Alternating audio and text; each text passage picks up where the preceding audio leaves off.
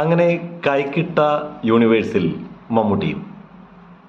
സംഭവം മറ്റൊന്നുമല്ല, നമുക്കറിയാം നമ്മുടെ ടോവിനോയും ബേസിലും നസ്രിയും ഒക്കെ ഇടയ്ക്കിടയ്ക്ക് ട്രോളുന്നത്. കൈ കൊടുക്കാൻ നോക്കിയപ്പോൾ കൈ കൊടുക്കാതെ തൊട്ടടുത്തിരുന്ന വ്യക്തിക്ക് കൈ കൊടുത്തുകൊണ്ട് ചമ്മിപ്പോയ ചില സംഭവങ്ങൾ ഇവർ പരസ്പരം പങ്കുവെക്കാറുണ്ട്. എന്നാൽ ഇതിൽ അത്രമാത്രം ചമ്മാനുള്ള വിഷയമുണ്ടോ എന്ന് ചോദിച്ചാൽ എന്നെ സംബന്ധിച്ച് അങ്ങനെ തോന്നിയിട്ടില്ല. എന്നാൽ അത് പൊതു സമൂഹത്തിൽ പലർക്കും അത് വലിയൊരു കുറച്ചുള്ള ഒരു കാര്യമാണ്. അതുകൊണ്ട് അത് വലിയൊരു സംഭവമായിട്ട് എല്ലാവരും കൊട്ടിഘോഷിക്കാറുണ്ട്. കൈ കൊടുക്കാൻ വരുന്ന നേരത്ത് ഒരു പക്ഷേ അങ്ങനെ മിസ്അണ്ടർസ്റ്റാൻഡിംഗ് ഒക്കെ സംഭവിക്കാം. അതിലിപ്പോൾ ഇത്രമാത്രമൊക്കെ പരിഹാസ്യരാവാനുള്ള വിഷയമുണ്ടോ എന്ന് ചോദിച്ചാൽ അറിയില്ല. അത് ഓരോരുത്തരുടെ പെർസ്പെക്റ്റീവ് പോലെ ഇരിക്കും കാര്യങ്ങൾ, ഓരോരുത്തരുടെ ചിന്താഗതിയും അവരുടെ ആ എടുക്കുന്ന സെൻസ് പോലെ ഇരിക്കും കാര്യങ്ങൾ. എന്തായാലും കൈകിട്ട യൂണിവേഴ്സിലെത്തിയ മമ്മൂട്ടിയെ ഇപ്പോൾ സോഷ്യൽ മീഡിയ ആഘോഷിച്ചുകൊണ്ടിരിക്കുകയാണ്.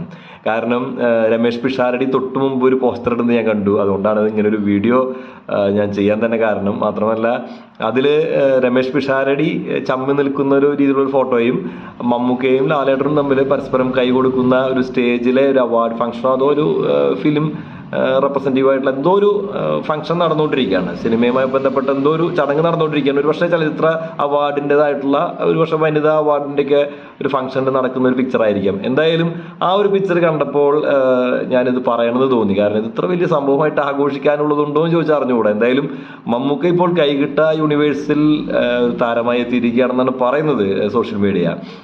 നേരത്തെ ബേസിൽ ജോസഫ് നമ്മുടെ ടോവിനോനെ ട്രോളിക്കൊണ്ട് എന്തോ ഒരു പൂജയുടെ ചടങ്ങിനിടെ പൂജാരി